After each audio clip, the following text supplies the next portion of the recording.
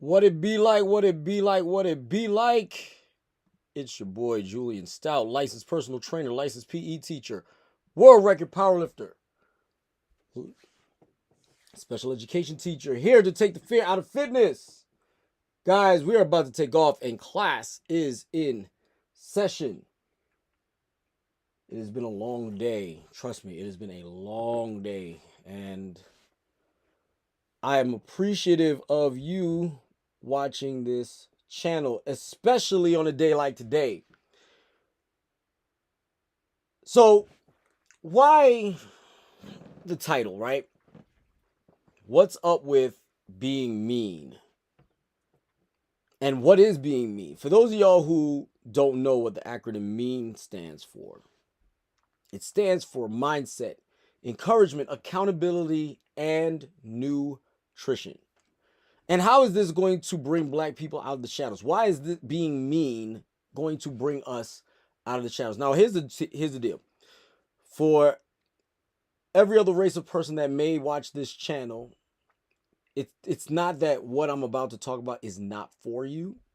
It's that if you watch my last video, by the way, speaking of which, before I even move on, thank you guys for making my last live stream the most powerful live stream and the most popular live stream that I have done to date, with over 100 views amongst the population. I personally would like to thank you. Also, I would like to have y'all give me a 1 in the chat in celebration of it. I really do appreciate you guys for helping me out with this and sharing this message around with other people, because you guys deserve to hear this type of stuff. But to get back to the point that I was making before, it stands for mindset, encouragement, accountability, and nutrition. And these 4 things are the keys to black excellence, black success. And why do I mean by that? Because In my last video, I described to you that we are dragging our feet at the bottom of the river. And because we are dragging our feet at the bottom of the river instead of flying high above the clouds,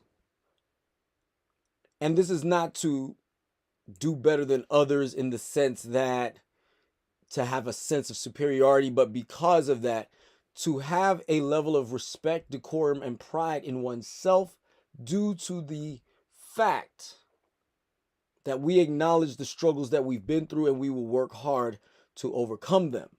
But that mindset, as I was so eloquently reminded yesterday, that not everybody has that mindset.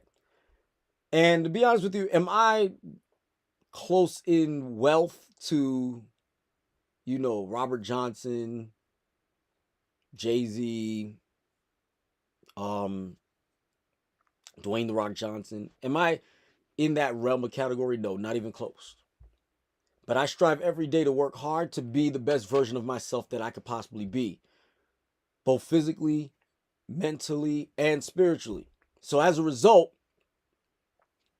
I personally feel that it is also important that people understand why these 4 words is the foundation to our upliftment without the need of government assistance.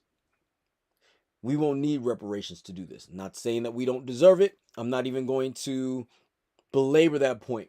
Argue with your mama on whether or not you think we don't deserve it. However, if you think that you're just going to simply get it because we are just going to get it, hope y'all are not holding your breath, because they're not going to give it to us. They're not. Regardless of whether they owe it to us or not, they're not going to give it to us. It's kind of like the situation when you loan somebody $20 and they go out and drink it. You're upset about it. You want the money back, but they don't got the money. Or even if they do have the money, they're not trying to give it back to you. And what are you going to do as a result of that? Are you going to commit violence against them so that way now you get locked up?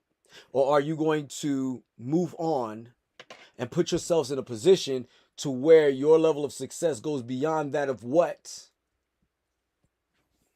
they expected out of you since? Because when they took that $20 from you, they knew that that $20 was something that you needed to uplift your life. But because you gave it to someone else, because you thought they needed it more than you, and find out that they used it to abuse themselves and others with, it will infuriate anybody, and rightfully so. But we need to move on and do what we need to do. Yes, all throughout history, especially American history, we have been delayed in our ascension for far too long. People have sabotaged us at every means when we try to walk the walk, talk the talk, do the things that we know we're supposed to do in order to be the best versions of ourselves that we can be. But that does not give you the excuse that you get to walk away from it because it's hard. Life is hard. And while there are some of us who decide to exit stage left, it is not right for any of us. Hold on one second. Give me 1 second, guys.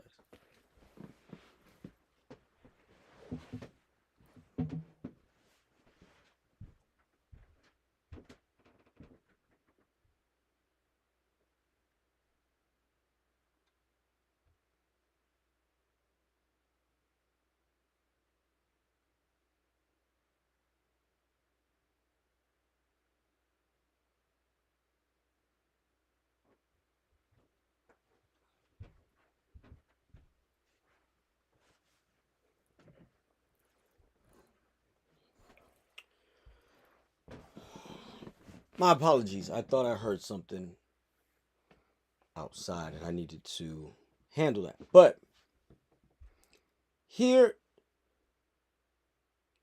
we need to move past that, because nothing we do as anything non-positive that we do, it's not going to reflect well on us, both spiritually and publicly. We will only be embarrassing ourselves, correct? And it's time that we stop embarrassing ourselves. Like last week, showing you that the exploits of a trashy rapper should not be the reflection of who we are as a people. It's not that that's what it is. The problem is that we are hoisting her on our shoulders and elevating her to a level of prominence and respect when she deserves none. That's where I have a problem. She can do what she wants. It's what we're doing. If she wanted to turn around and walk around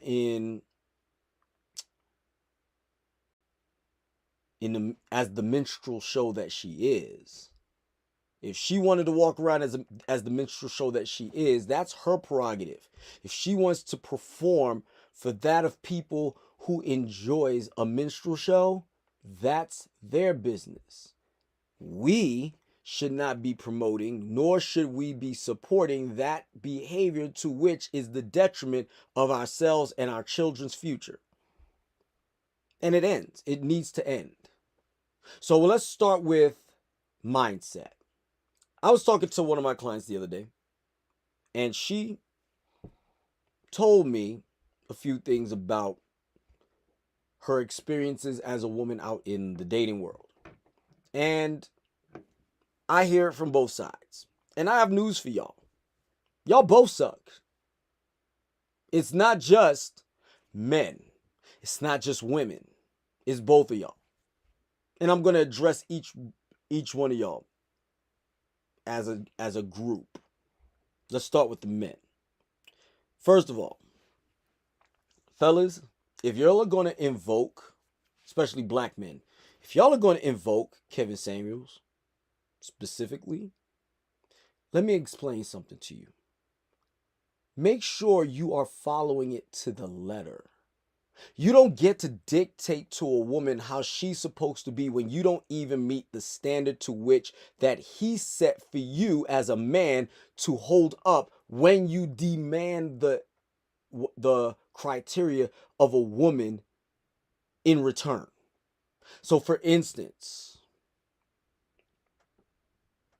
if you are obese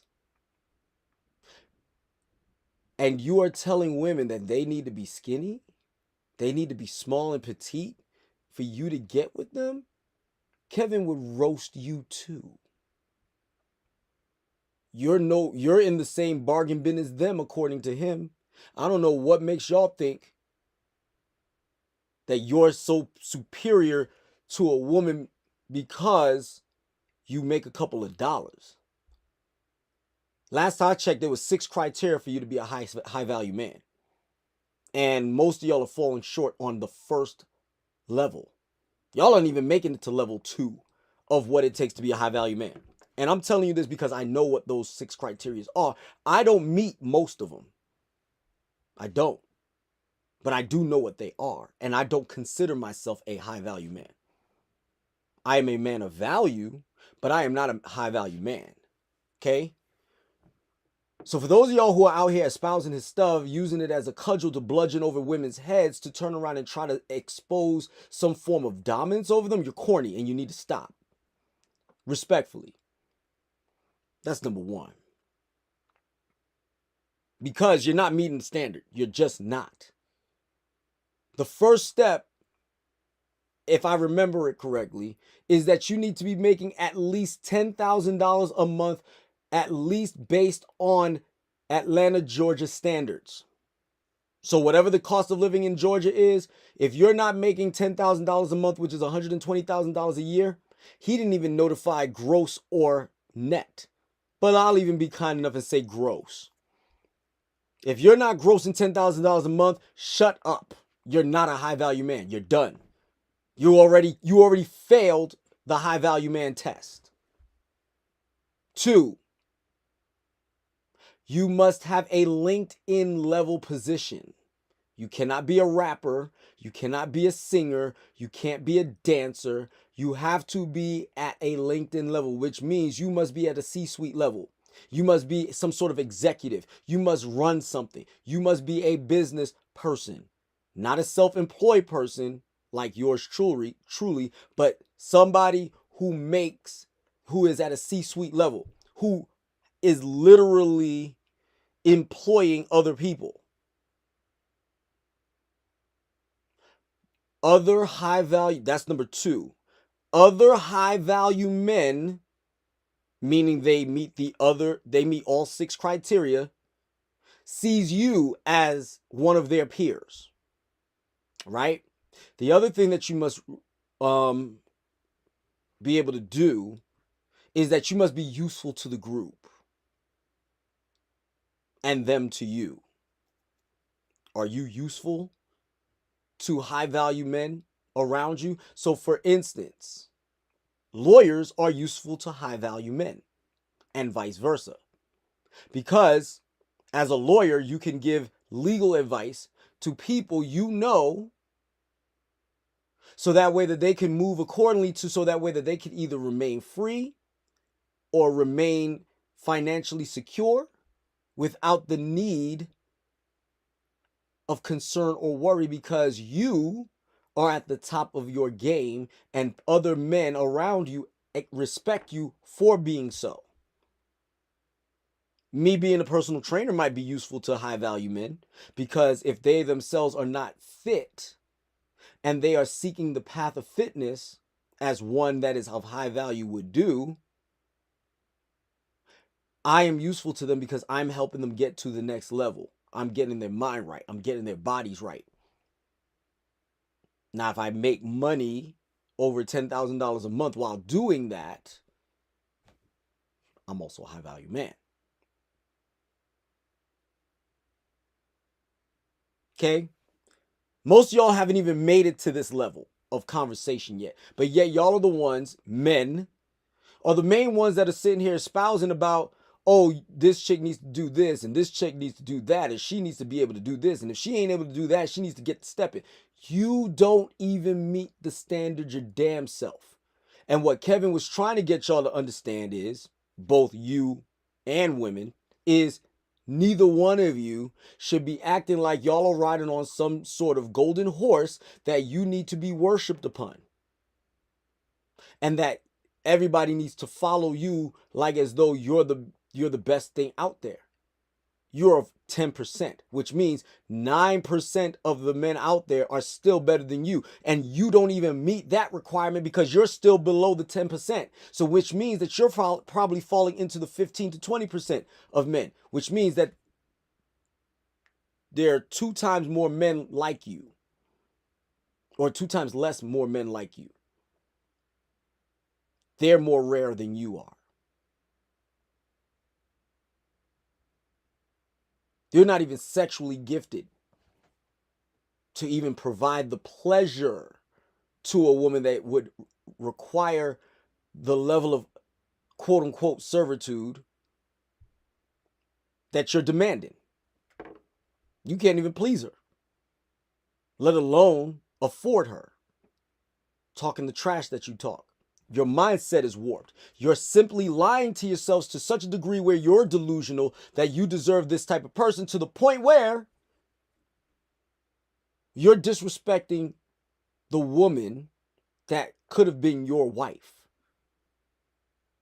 You said the women are trash out here, right? But some of you have had women in your lives that were worth a damn, but y'all turn around and dismiss them because you thought you were better than, when you ain't even reaching the levels to which what you think that you are. You think you're dunking on a 10-foot rim, but you don't even know the full measurement of what 10 feet is. You're dunking on a 4-foot rim. You're calling yourselves Air Jordan when you haven't even left the ground yet. See, I know where I stand in all of this because I'm short. But I'm also 47 and in great shape and highly intelligent. So does that mean I'm better than you? No. I think I'm on the same level of playing field. But don't get it twisted. I don't treat women as though they're my servants. I don't think a woman is beneath me. So therefore, it is not my place, because I don't reach those levels to turn around and decide that a woman needs to check herself. In terms of respectability, absolutely. I deserve the same respect as anybody else out there. But I'm not going to sit here and treat a woman with disrespect because I think that I've reached some sort of echelon that I cannot be touched. I cannot be spoken to without reason. That I'm supposed to be catered to because I'm some sort of king to a woman. I'm not. Now on to the women. Same mindset.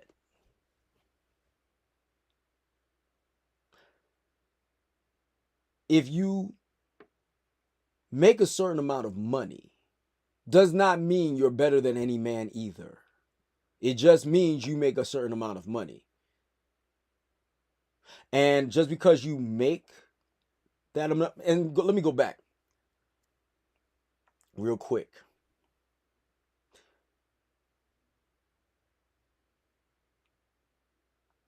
Date in your wage range. If a woman that you're trying to holler at makes more money than you, and she doesn't take herself to the Cheesecake Factory, then she has earned the right to request that you don't take her either. But the thing is, now going back to those women, 90% of y'all, just because a man doesn't take you to the Cheesecake Factory doesn't mean that you deserve not to go to the Cheesecake Factory. Because what you can afford is what you deserve. So for instance, Condoleezza Rice is a woman that nobody would try to take out to the Cheesecake Factory. Why?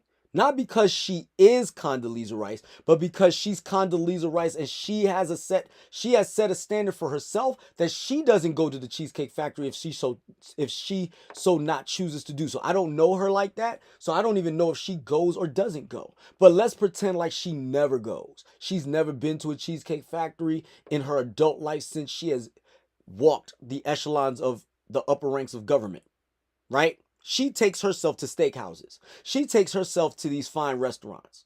Herself. Meets guys there, feeds herself, and goes about her business because this wasn't a date, this was a meeting. If that is the type of level woman that she is, then guess what? Don't turn around and think that you're going to, because she's a female, that she doesn't deserve what she can do for herself. But most of y'all can't. How I know? Because you're not the top 10% of women. As a matter of fact, correction, women that make over $75,000 a year is only 9 or more is 9% of the United States population. 9.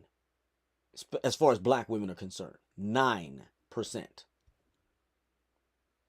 So that means for every 100 women I meet, 9 of them are at the level to which where it is more than likely than not that they don't eat at the Cheesecake Factory and they don't even know what it is.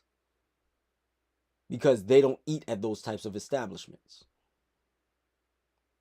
But for the 91% of you that are left, the Cheesecake Factory is more than appropriate. As a matter of fact, it might be beyond your means.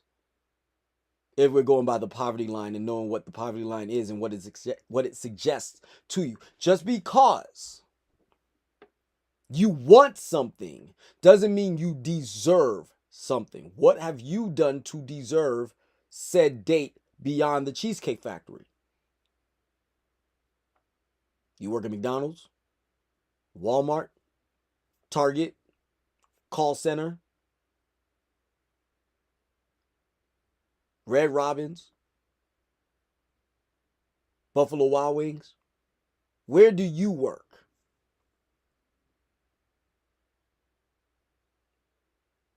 How much money do you come up with to take care of yourself? To say that if a man took me to the Cheesecake Factory, I'm not going. Now, I'm going to keep it a bean with you. I know and train women that are on that level.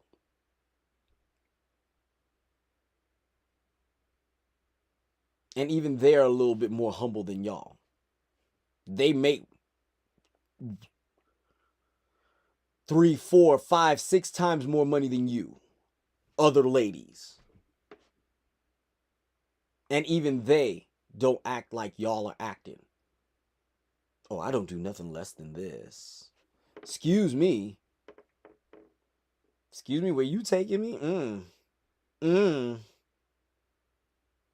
Skinning up your face, wrinkling your makeup, creasing your lipstick to do what? Our mindset is all messed up. Case in point, Sexy Red being invited to your children's high school to speak to them. Your mindset is warped. Why is our mindset so warped? Let me explain to you why. Because when it comes to what we think about, we are not concerned with the fact that we are at the bottom. And it's not like, okay, we're at the bottom and it's in close proximity to other people, in close proximity to other races and ethnicities. I could see if we're espousing that when it comes to graduation rates, when it comes to literacy tests, when it comes to SAT scores, that we are at the bottom, but it is by mere tenths of percentage points. Let's say, for instance, white people are at 85% graduation rate and Hispanics are at an 84.8% graduation rate. Asians are at an 85.3% graduation rate, and black people are at an 84.9 or 84.5 graduation rate. That is mere decimal points. We're arguing semantics at that point. We're not even in that level of competition. Yet we are too busy worried about our swag. We're too busy worried about what we look like. And I'm talking about not what we look like as in how we present ourselves to others, but what we got on. We're so worried about a Gucci belt, can't even keep the lights on. I'm keeping it a beam with you. This is where it's at. I've seen kids on free and reduced lunch with real Gucci belts on. Real Gucci belts and Jordans on. If there's any teachers that know me or that works in any district that I've worked at, tell me I'm lying. Put a 1 in the chat right now if you agree with me. Put a 2 if I'm lying. That you don't see in your low socioeconomic status neighborhoods, that you don't see a kid going to school with free or reduced lunch on their profile while rocking a Gucci belt, a real one, and a pair of Jordans. Clean, brand new, recent Jordans. We're not talking about, these are some old hand-me-down Jordans. No, these are like the last Jordans that came out in the last 6 weeks. And a Gucci belt. And a Louis scarf. Shoot, they might even have a Gucci fanny pack on. Tell me I'm lying. You worried about that instead of what's going into your kid's head.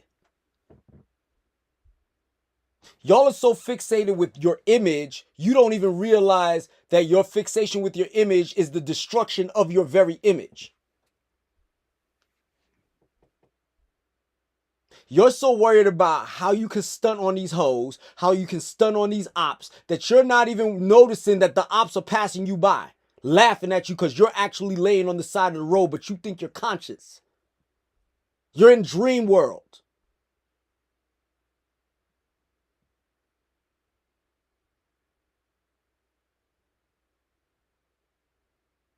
And they're laughing at you. Respectfully.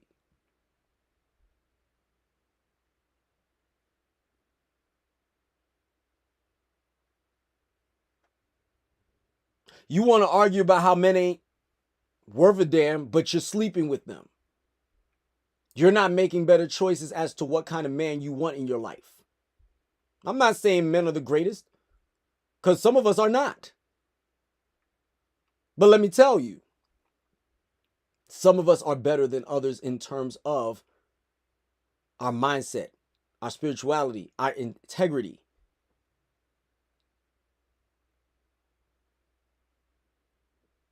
Stand-up dude. Do you have a stand-up dude? Can he look you in the eye and tell you the truth? If he can't, he's not a stand-up dude, money or not. But y'all will go for the money faster than you'll go for the man that has a level of morals to him. Which gets back to the fellas.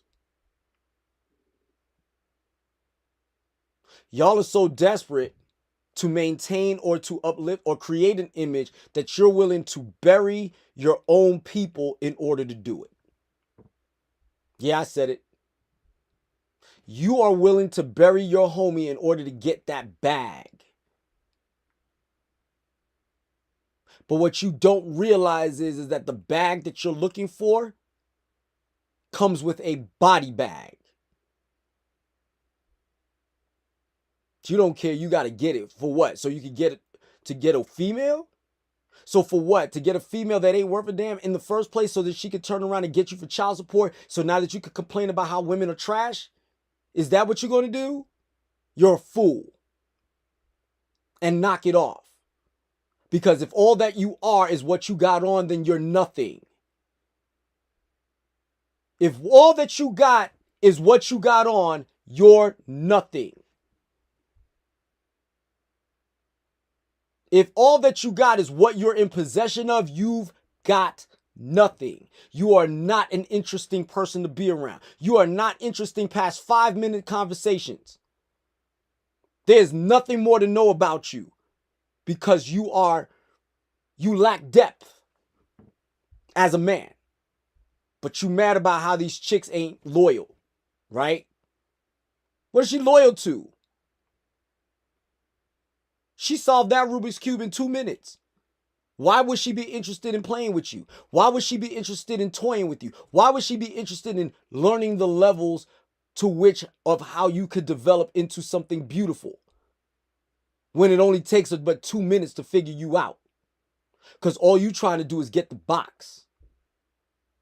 Ladies, all you trying to do is get his pockets. All you trying to do is get a trip. All you trying to do is get some meals out. Meals that you can't even afford. You ain't even smart enough to get a man to actually spend the money that you're trying to get him to spend on you to feed you for a month. Because I'm sorry, $300 can feed you for a month as a woman who is single and by herself, no kids. $300 can feed you for a month. But you want to go out for a meal so you could take a picture of it on Instagram and stunt on your homegirls or stunt on your female oppositions to let them know that you got something more. You are of more value to society than they are when you really are not.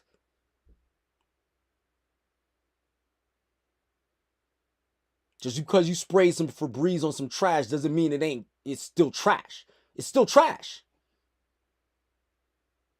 Fellas, just because you put some Axe body spray on yourselves, even though you haven't taken a shower in 6 weeks, you still stink. Sorry. You still lack the level of who you're supposed to be.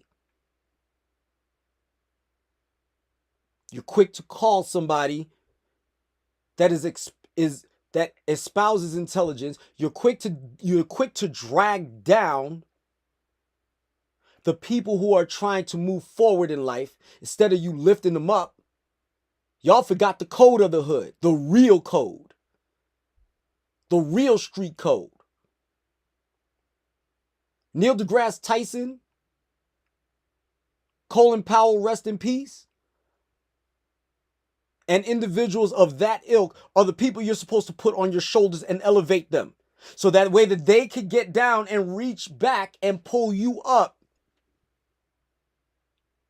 because you're seeking the knowledge that they are in possession of. You're seeking not the status of who they've become, but the respectability of that you allowed them to attain through their hard work and yours.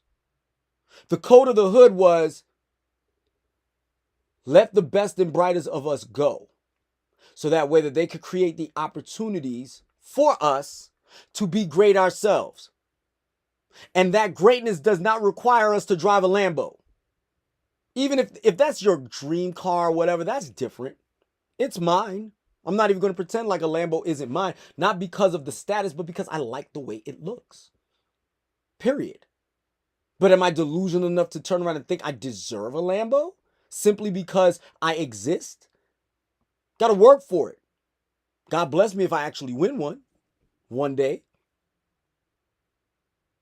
But that's not the point. I don't walk around acting like I deserve a Lamborghini. If God grants me the ability to get one, so be it.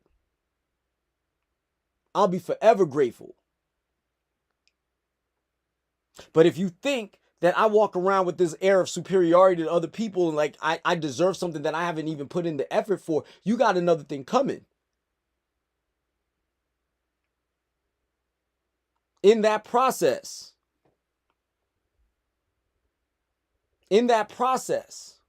you have to understand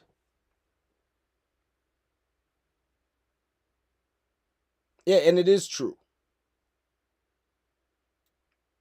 We are not reaching to the levels of which that we were supposed to reach. We got the game all messed up. And when I say the game that we were supposed to be playing was against other people who are trying to keep us down. Not the game of trying to get over on your brother. It wasn't a game of trying to use the man next to you. It wasn't about trying to abuse the woman to get your rocks off. It wasn't to just simply use her as a means, as a pump and dump. That's not what she was supposed to be there for. And if you got her pregnant, you were supposed to be man enough to look everybody in the eye in the neighborhood and say, I did that. That's my wife now. That's my woman now. Whether or not you thought she was cute, pretty or not.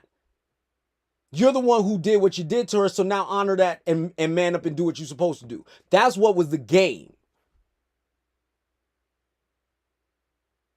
The game was also supposed to be where we are supposed to look each other in the face and hold each other to another word that I'll get to in a minute. But let's get to the other one. Let's get to E. Mindset encouragement. I don't see nobody truly encouraging their brother or sister, black, to be better or to get there. I see it every now and then. Like, I see when people talk to Angel Reese. I see when Viola Davis is talking to Angel Reese. I see when Kerry Washington talks to Angel Reese. I see when The Rock is talking to Jade Cargill, Bianca Belair, Naomi, and other black female wrestlers. I see when he does that. Montez Ford. I see when they are being uplifted. The Usos who also have black children or biracial children. I see that upliftment there. But as a collective, I don't see it. I see haters.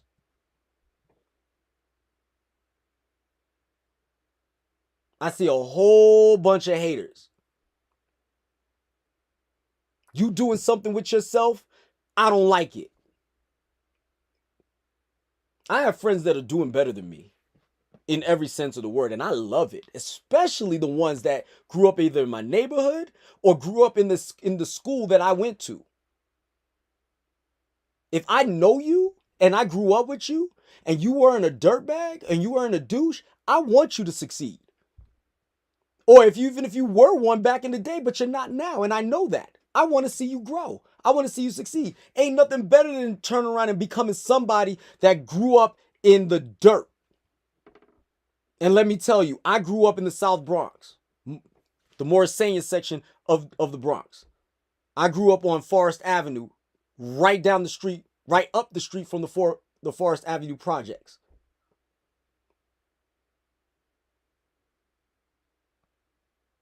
Between 166 and 169. For those of y'all who are from New York, y'all know that's the hood. Fat Joe used to rap on the corner, up the street and around the corner from my house. Freestyling. Doing a couple of other things too. But look at where he's at. Think we hating on him? No. As a matter of fact, we the ones that sit there and sing his songs the most. The most. We're the ones who sing his songs the most. Him and Big Pun. We're the ones that actually spit his lyrics the most. Because we saw him. And even now, even better now, he's lost a lot of weight. He's taking his health more seriously. Still a big dude, and I'm not being disrespectful, Joey. I'm not. I'm being real. He's taking care of himself better. Taking care of his family. There's times where he's taking his hard-earned money and taking care of the hood. Heard about a blackout that we had back in the day. And he turned around and rented out a whole bunch of cars to light up the projects when there was a blackout. I know about these things. But because that's where he grew up, he has respect for his neighborhood. He has respect for where it is that he grew up and how he grew up. And therefore, he's going to allow somebody else to grow with him. He's going to give somebody at least something enough. That light during the blackout could have been everything to them. And he knows it because back in the day, if that happened to him, it would have been everything to him. Does he have to turn around and drop $100,000 in somebody's lap? No. But it's nice if he did. It's nice if he's done that. Not going into your pockets, Joe. But I'm saying, whatever that man gives to the hood, he's giving it. He employs people from the hood in his many businesses that are in and around the Bronx and New York City. He employs people. What are you doing to encourage your fellow man? What are you doing? I teach to encourage your children, my children, to be better than what they were yesterday. Yes, including white children, including Asian children. I'm encouraging everybody to be their best. But make no mistake about it, I'm also talking to my black and Hispanic brothers and sisters as well.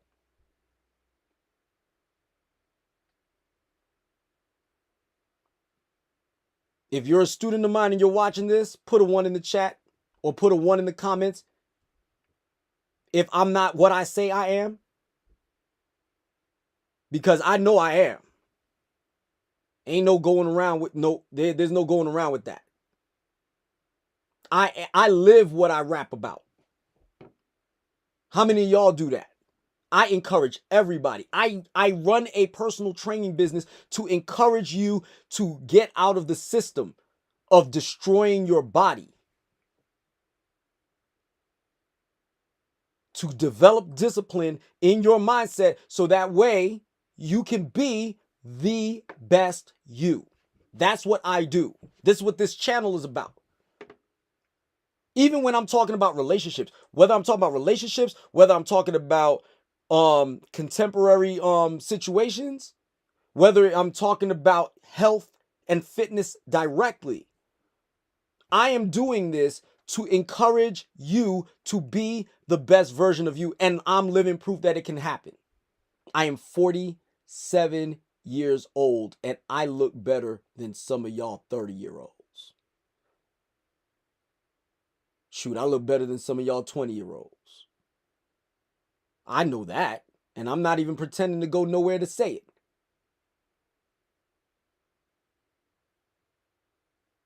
But I don't think that I'm the end all be all. I don't think that I'm better than you. I think that you can reach and aspire to be exactly what I am, if not better. And I will congratulate you if you do. I'm not hating on you. If you could do what I could do at 47 or younger, if you could do what I do, by all means, great job. I salute you. But I'm going to let you know now, it's not a competition between me and you. I move to my own lane. I move my own lane. But when I move, ain't nobody telling me that they're ashamed of how I move. I will encourage you to the ends of the earth to be the best version of you every day. And you as black people, you as Hispanic people should be doing the same exact thing for each other every day in the hood, especially if you live in the hood. Why are you robbing somebody because they got an iPhone and you don't? You riding around on mopeds with a ski mask on and robbing people.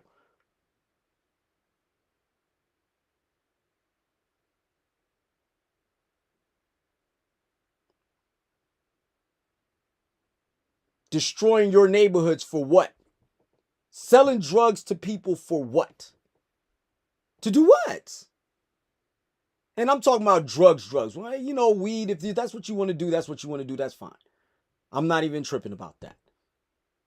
If you're age appropriate, by the way. If you're under the age of 21, this isn't for you. That conversation, that allowance is not for you. If you're under the age of 21, it's illegal for you, knock it off. You ain't grown. Knock it off.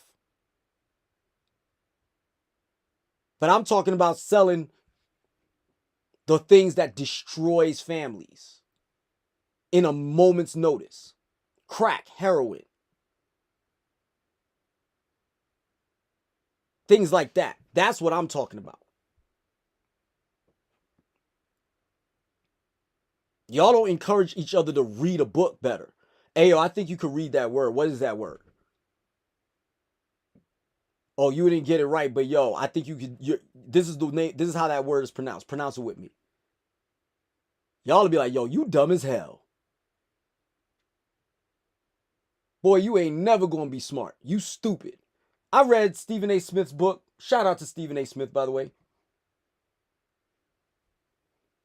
But I read Stephen A. Smith's book, Straight Shooter. I read the majority of it.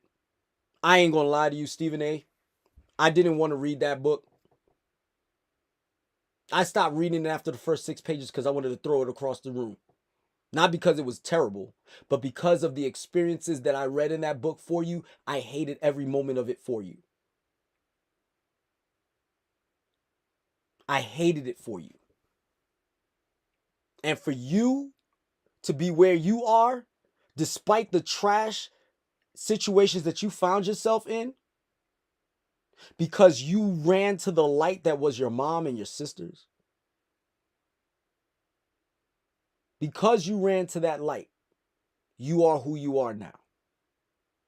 That's the encouragement that we all need. Stephen A. Smith is dyslexic, by the way.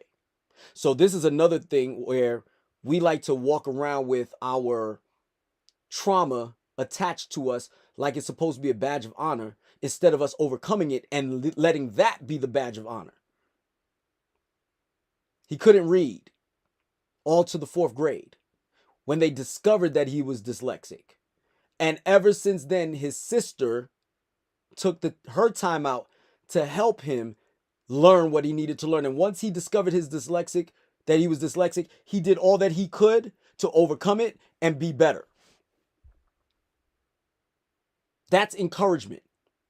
The people that lined up behind him in college and told him, yes, you are not going to be a hooper, but you got a talent for writing. You got a talent for journalism. You should go that route. Oh, you're trying to be a journalist? And this is the thing. This is the crazy part. Yes, there were black people that pulled him up in that. There was also white people that pulled him up in that. He'll tell you. The people that gave him an opportunity to go and write for high school soccer,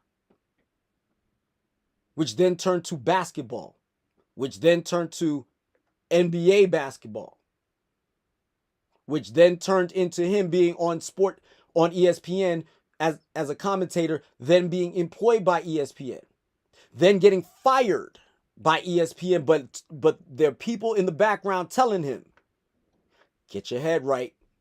There might be another opportunity coming your way. Don't look at this as a loss. Take it as a lesson. That's encouragement when you fall. We don't do that as a people. We will clown you. Now, we ain't talking about people who are doing unsavory things and clowning them for that. That's different. I'm talking about they made a little bit of change for themselves, and because they fell on their face because their last album wasn't a hit or their last rap song was not as good as the one before it, we're quick to destroy them. We could turn around and hold them accountable, which is again coming. But how we go about doing that, there's no encouragement with the accountability. Now let's move on to the accountability. Oh, this is where it's going to hurt. Y'all might want to put on an extra layer of pants for this whooping because this is about to be real.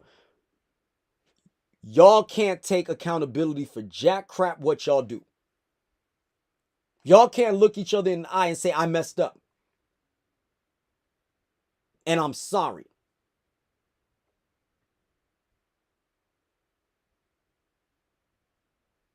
Show me a time. For those of y'all who are adults and you have parents, how many of you, put a 1 in the chat, put a 1 in the comments, if you have a parent that doesn't take accountability for the negative interactions that they had with you and don't apologize for it. They find some way to circumvent the apology.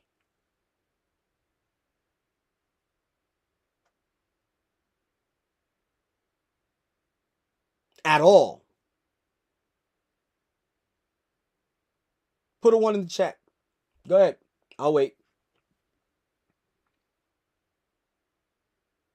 Show me a time where when we do something wrong,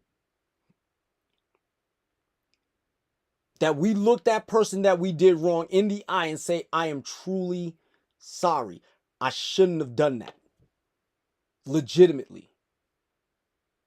I hurt you in ways that I shouldn't have, and I'm sorry that I did so. I'll wait.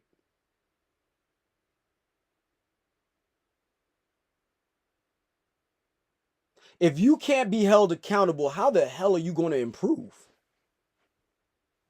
If I can't tell you to stop having children out of wedlock so that way you can grow up in a family household of support, love, and respect,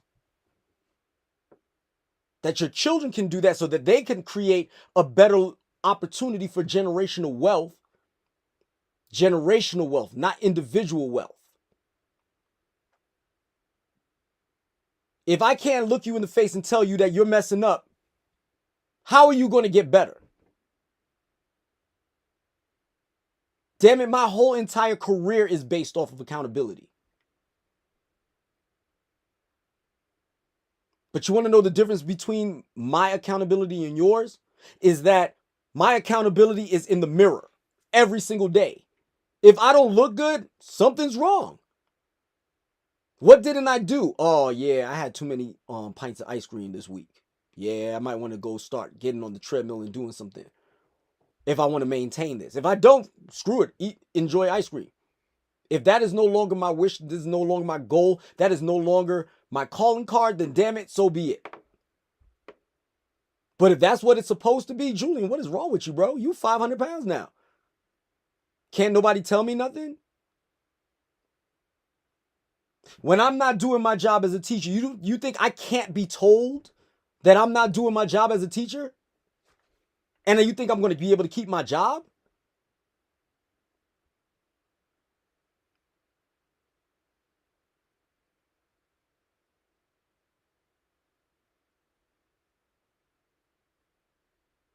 I don't know when we decided that we can't be told nothing, whether it's our psychosis through depression,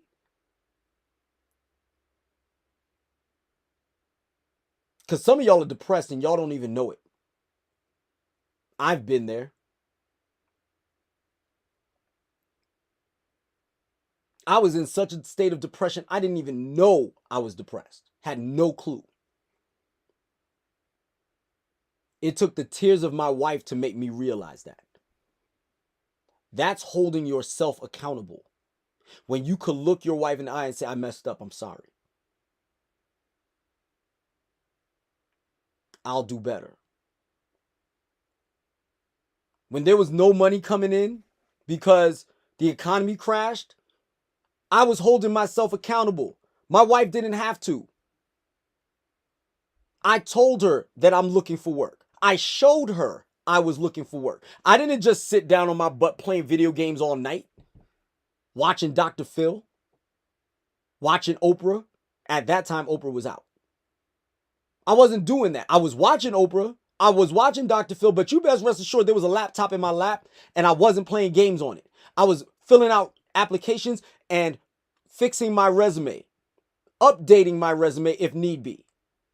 That's what I was doing. So my wife never had to wonder what I was doing because I was holding myself accountable. So when there was no result of a job, while it is disappointing, while it is sad, and while it's heartbreaking, she knew that I was holding myself accountable for what it is that I was supposed to be doing as a husband and what I was trying to do as a husband.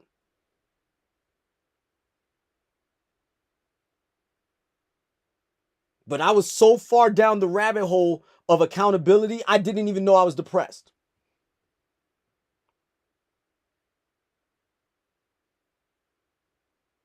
And a lot of you out there are depressed because chose the wrong woman, chose the wrong man, and now your life is in turmoil and you don't have the tools or the skills to deal with that individual the best way you know how. So instead of you keeping your distance from him and just having a conversation between you and about you and him about the child or children, y'all want to turn around and scratch people's cars because he got a new girl, or y'all want to turn around and fight her new boyfriend.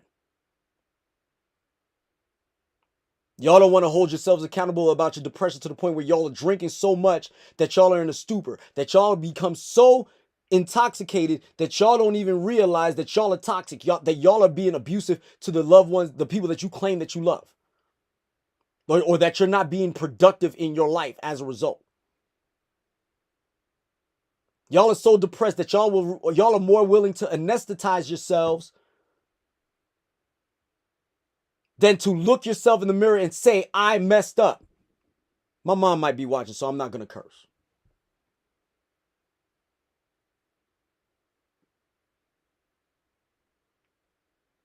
But you know what I want to say. As a matter of fact, I'll say it this way. I effed up. If you can't say I effed up and I'm struggling to not effed up and I need help, you're failing. Do me a favor, when this live stream is over, share it.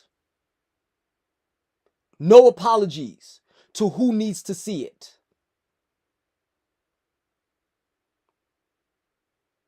All of it. From the delusional baby mama to your delusional sister to your delusional brother to your delusional mama to your delusional daddy. Show this video to them and let it be what it is. And to the other black people that this does not apply to, let this fly. You might find out this video might come back to you. And if it does, find out why. Accept the criticism. Hold yourself accountable and do better.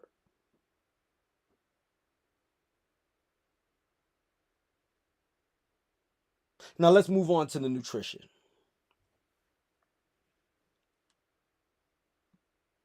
we, black people, we as black people, we eat like trash.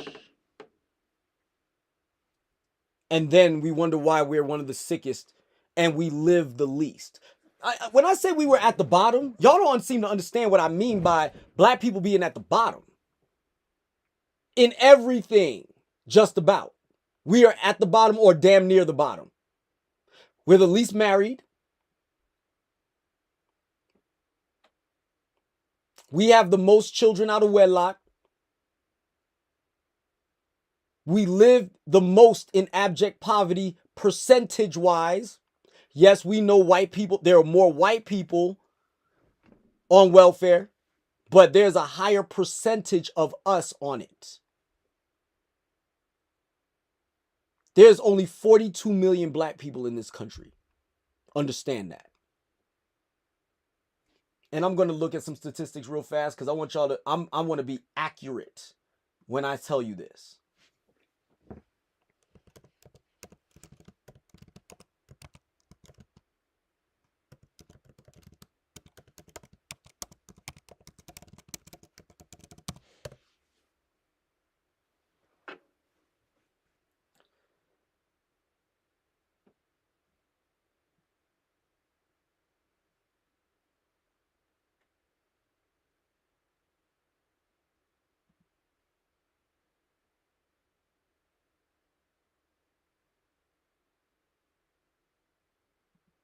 No, I want a specific number that actually finished. No, I don't care about black students in higher education. I want to know how many of us have the degree.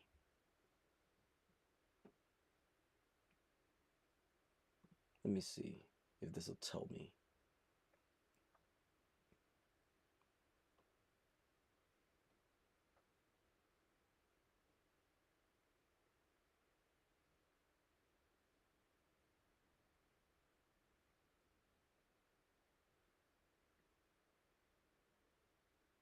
Okay, let's go with this. I'll go with the statistics here. Let's go with it. Share my screen with y'all. It says here, in green, that's bachelor's. In gray, it's graduate level. I want y'all to see this so that y'all begin to understand what's going on. I'm going to roll this up a little bit higher so it's not in the way of the logo. 7.8% of black people have advanced degrees, meaning graduate level or higher, meaning master's or higher. Do you see this? Do you see that? That's damn near doubled for white people, percentage-wise, not numerically. We're not going by numbers. We're not going by numbers. And yes, Mo, pride is an interesting thing.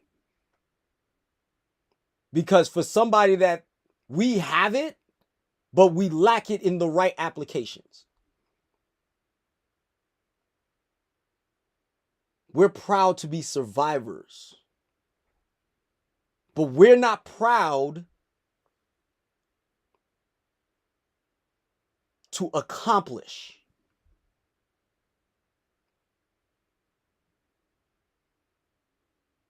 That's what we do.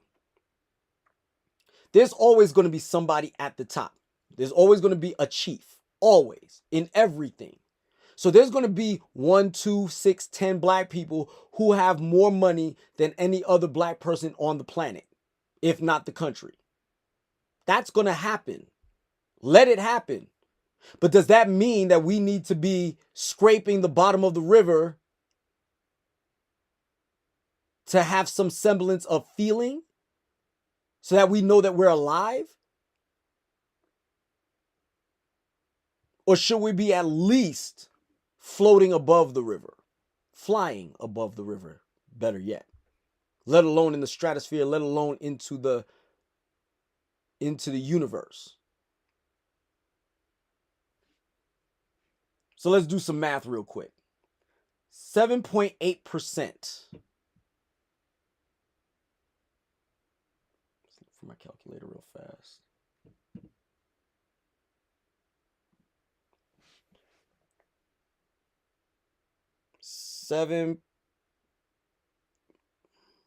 Let me see, correction. 42 million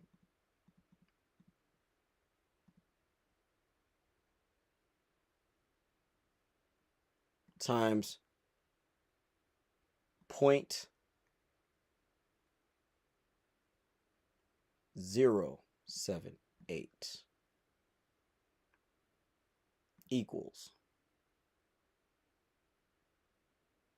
3,276,000 black people. Not black men, not black women, black people have a graduate's degree. And that's in 2016. It might be a little higher now.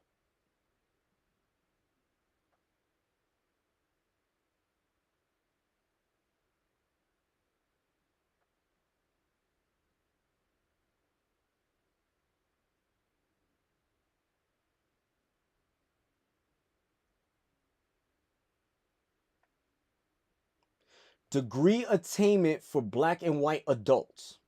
Black in blue, white in yellow.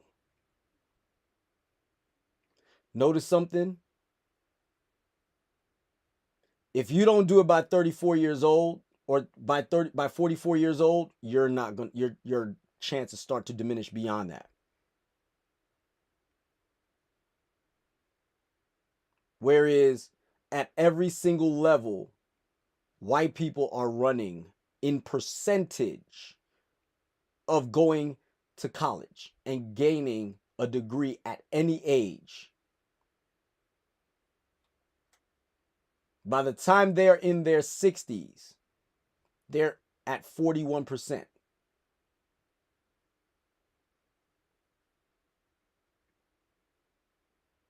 We're not even going to go into that.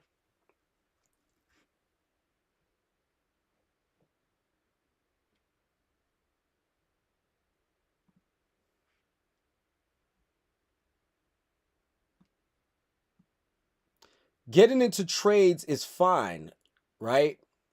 That's not a problem. Because there's obviously white people that get into trades. So that's not necessarily a problem. The problem is that we are not moving with a purpose to achieve something higher.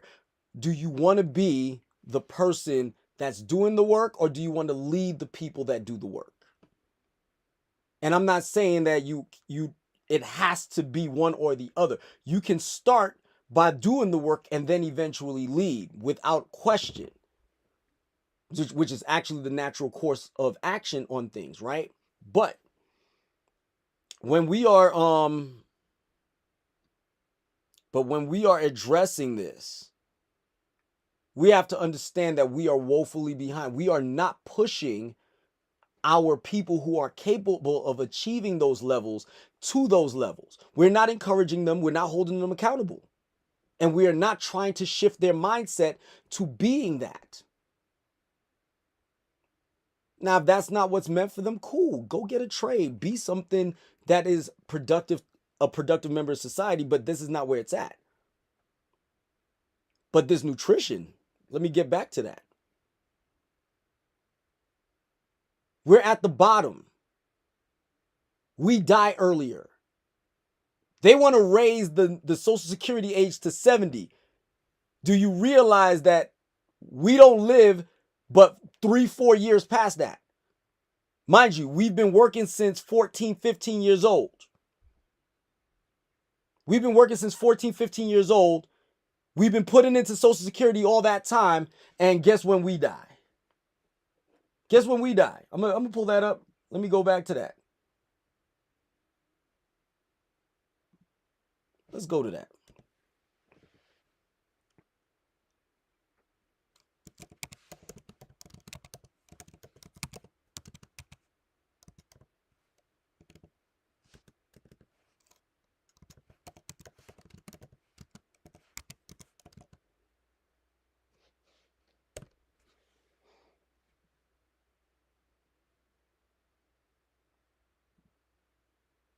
Ethnicity, I want to see. I don't know. Life expectancy. That's actually what I want to put.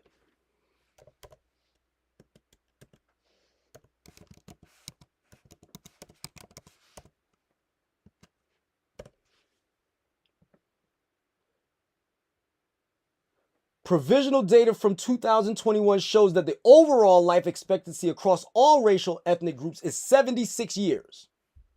So that means they're trying to raise the Social Security age to 70, which means you only get 6 years of your money. 6. You've been working since 18. But they only want you to spend money or get money back for the next 6 years. So let's do the math. 18 to 70. That's what, 52 years? But you only get 6 years return. But then they're telling you, they're trying to lie to you and tell you that Social Security won't be solvent in the next few decades. Why is that? If I'm collecting all this money, if I'm giving all of this money into this system, and then I for 52 years, or let's even be honest as of right now, 18 to 62, or let's say people are taking it at 62. 18 to 62 is what, 44 years? 44 years, I get to collect it for 14 years. That's a 30-year gap of how much money I put into it versus how much money I pull out of it. That's 30 years of financial income that I'm not getting, I've never collected on. Where does it go? Who's getting it?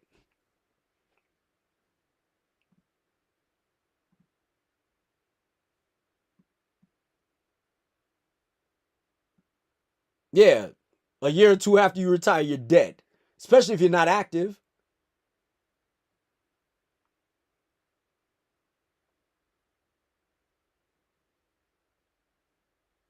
Race and health in the United States. Let's go to that. I'm going to go to Wikipedia on this. No, I'm going to go to NIH. Let's go to the NIH.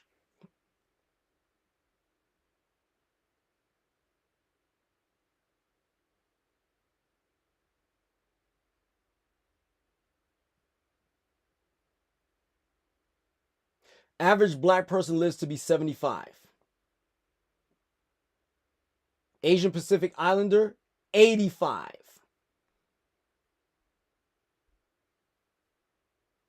You're reading it yourself. I'm just pulling it up so you can see it. Black is right here. I'll let you read it. I highlighted it for you.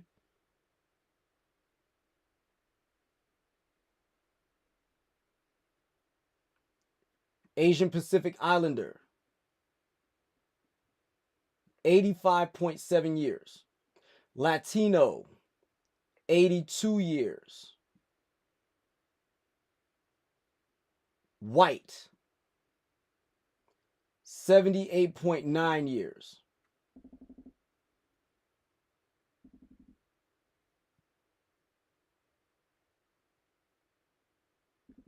At the national level, the negative gap in life expectancy for black people compared to white population decreased over this period, while the negative gap for M.E.A.N, I don't know what that is, compared to white population increased in both cases. These patterns are widespread among counties.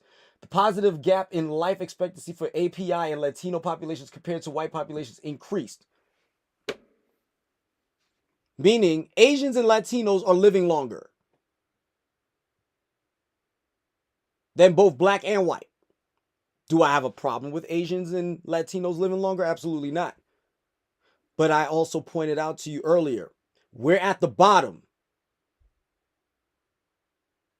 And it's not a discrepancy by a couple of percentage points, or not even a couple of percentage points, a couple of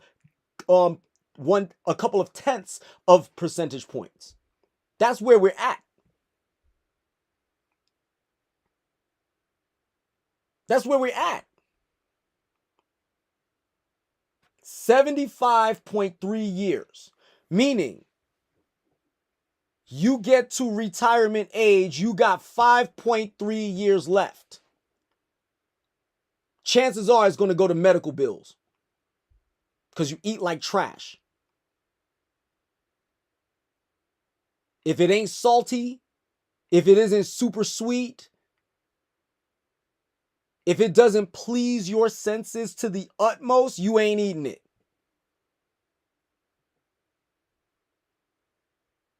They kill you with sugar.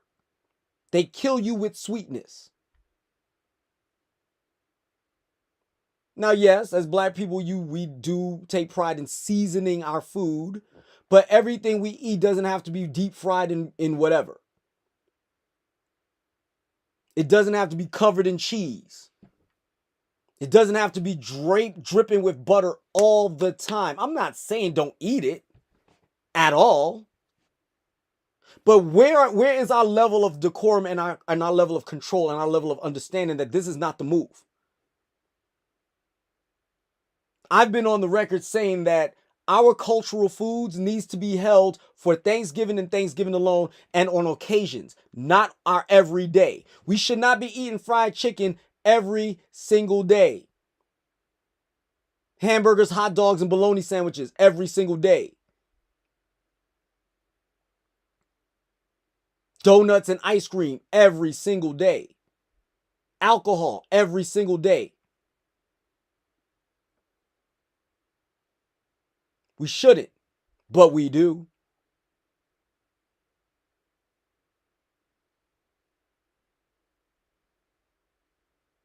Lord Jesus, my back hurts. Oh, Lord.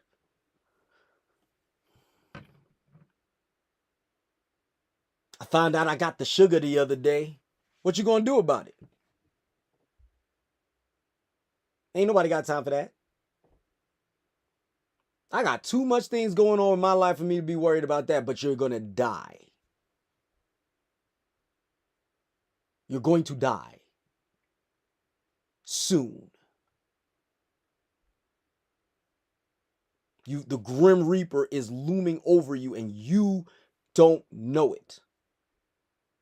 Everybody around you sees it, but you are oblivious. And those are the ones that are lucky enough to die by some form of natural causes. The blicky, the burner, the toast, number one killer of black men. You don't even get to see 75. Most of us. Okay?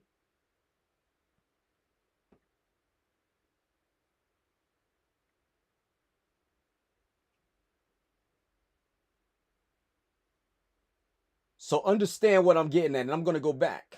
Let's go back.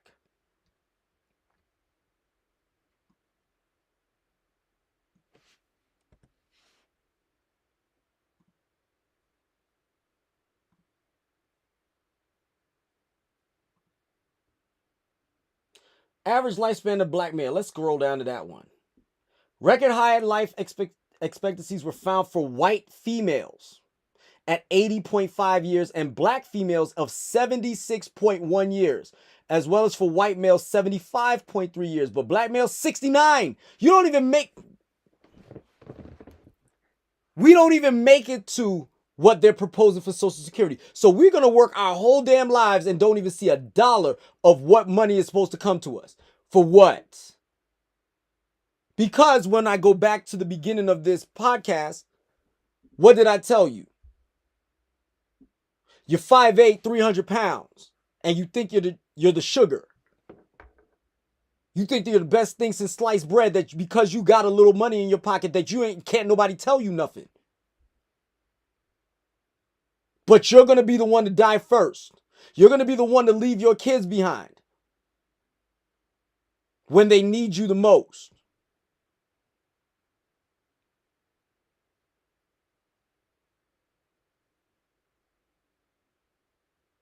Because you can't drop your ego at the door and do what's right. You got to have that flask of Hennessy in your hand. Because it's the weekend and you know we do what we do, right? You got to get turned up.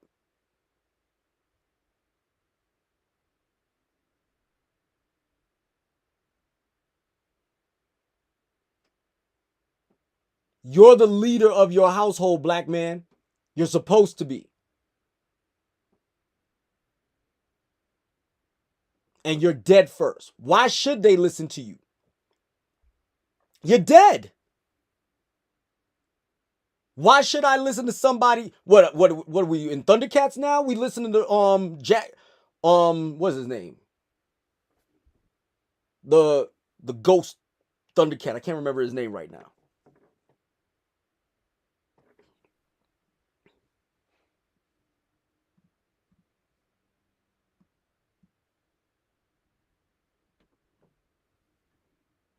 Why should a woman follow your lead when you're going to be dead and can't lead her anymore?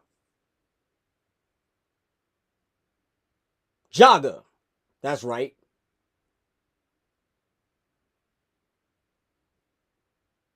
You jogger now? Lion-O needs you right now to guide him to lead the Thundercats against Mumra, but where you at? Lion-O, use the Sword of Omen. You have the power the whole time, Lion-O. That's what you're going to do with your kids? That's how you're going to do it? You ain't even see the Social Security check to support your wife. Because you ain't taking care of yourself. Because you think that you're beyond something. Because your ego is we're so damaged on the inside that we got to create this bravado amongst each other that we are good when we're not. You're dying.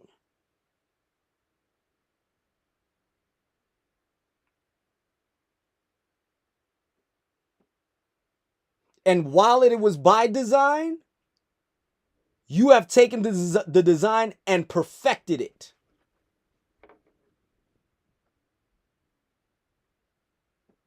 It was all by design. Which I'm going to get on another thing. If y'all don't knock off this bullcrap about 4B movements, like you deal with the same crap that a Korean woman in South Korea deals with. You ain't dealing with none of that. 41% rate of abuse? Where in this country do you see 41% rates of abuse against heterosexual couples? Where?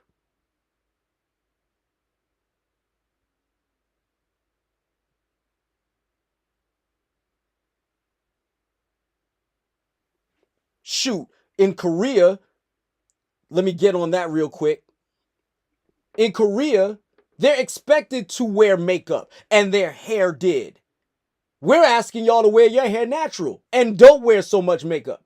Lose the eyelashes, lose the raptor claws.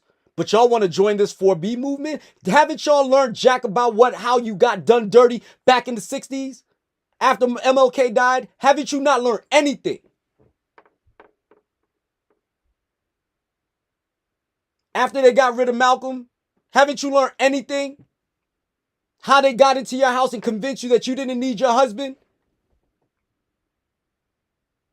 Left you defenseless, financially woeful? What happened to that? I hear the talking points all on social media all the time. But all of a sudden, y'all about to join a movement that's about to play yourselves back into the same fold again, where you're going to be a slave all over again. Stupid.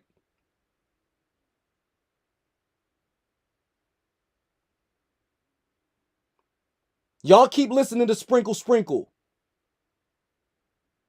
Trying to get on the come up by using a man instead of building with one. I got a news flash for y'all. I'm about to flex on y'all real quick. My wife ain't got no bills come this summer. It's over for her. No bills. And by the way, in my relationship, we are a 50-50 couple. We're 50-50. Half the bills go to her, half the bills go to me.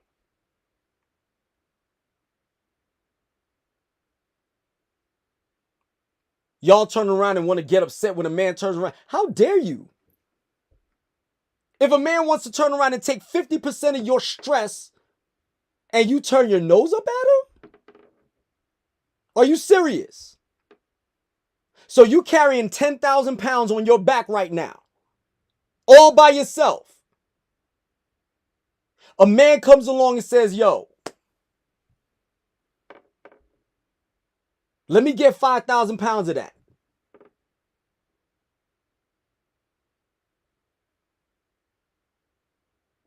I can take half of that off of you right now. Let's do this. You gonna turn your nose up at him? And then got the nerve to be mad when he turns around and walks past you because you struggling with 10,000 pounds. He walks past you, goes up to another woman of a different race and asks the same question. And when she dumps her half on him and they walk hand in hand with those halves together and they're running by you, you got the nerve to talk trash about him, right? He offered you first. You slapped his hand away. It's all or nothing for you. Then take it all. And live with it.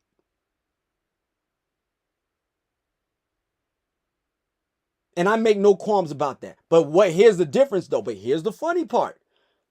50-50, holding on to it. Guess what? The load is about to get lighter. If you're doing your job as a couple, your load is supposed to get lighter. And if you're a man, if that load starts getting lighter, what you're supposed to do is take the load from her.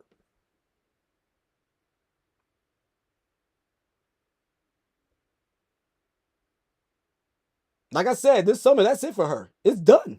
It's over. She got no more bills. Whatever bills she occurs after that is the bills that she wanted to occur, not bills that she has to pay. And that's beyond social media.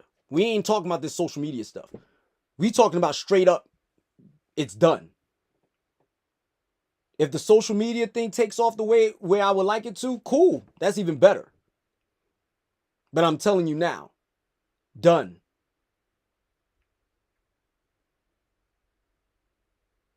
Over with.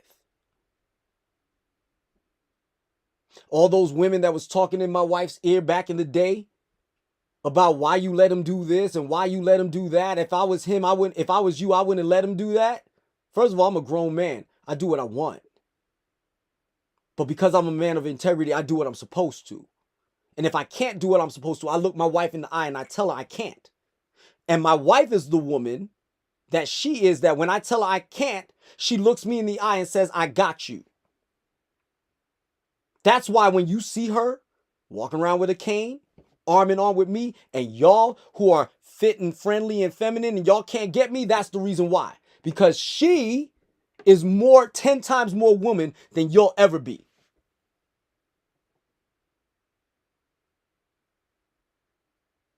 My wife understood the assignment. That is why she's my wife.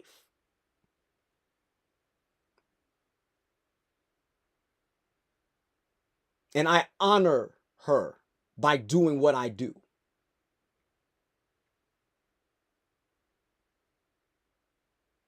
I'm putting her on the pedestal so that y'all can't reach her. And y'all can't reach her. As short as I am, the pedestal that I got her on, y'all can't reach her. And I'm saying that live on YouTube. You can't get her.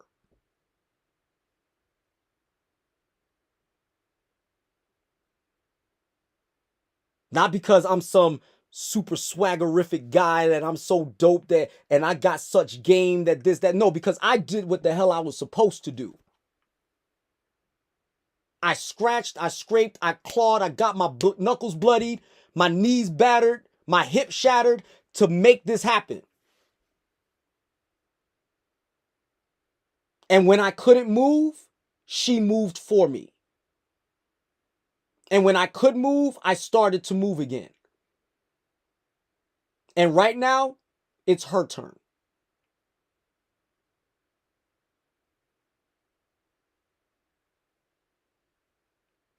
When she needs time to recover, from whatever ailments she has, trust and believe me, I got her. And I don't have to blink or worry. Money will be tight, but I ain't broke. And I ain't going to be broke. But she earned that. She didn't wait for me at the finish line trying to hand me a glass of water and walk off with me with the trophy. She ran that race with me.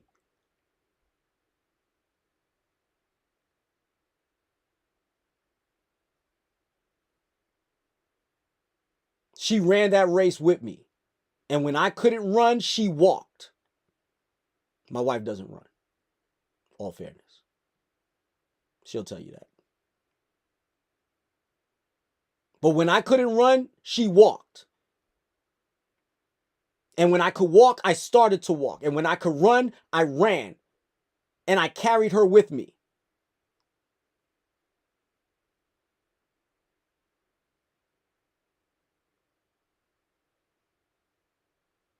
What are y'all doing?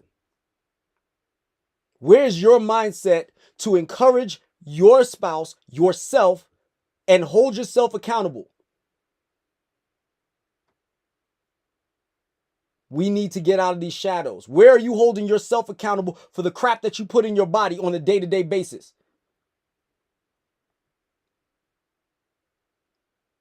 Where are you encouraging, holding yourself accountable for the things that you do to yourself, that you ingest, but then turn around and say, the system's got me? You know the system. You know the game. Hook, line, and sinker, but you still choose to play it. But at the end of the day, you're only playing yourselves. I told you I was cooking today.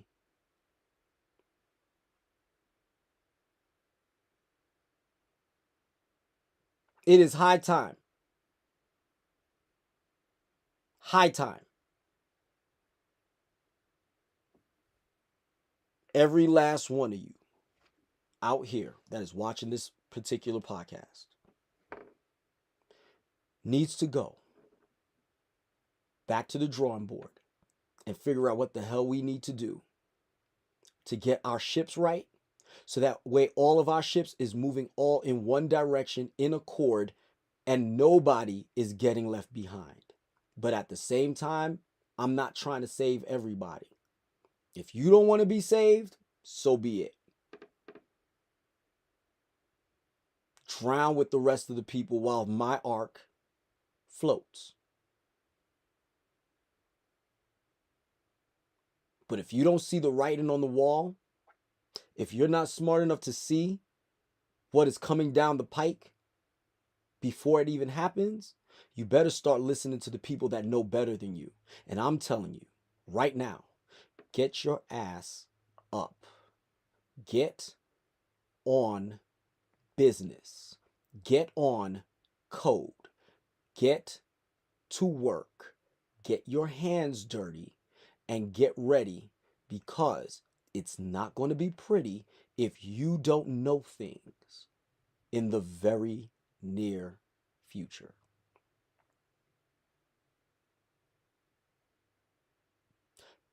It's time for you to get mean.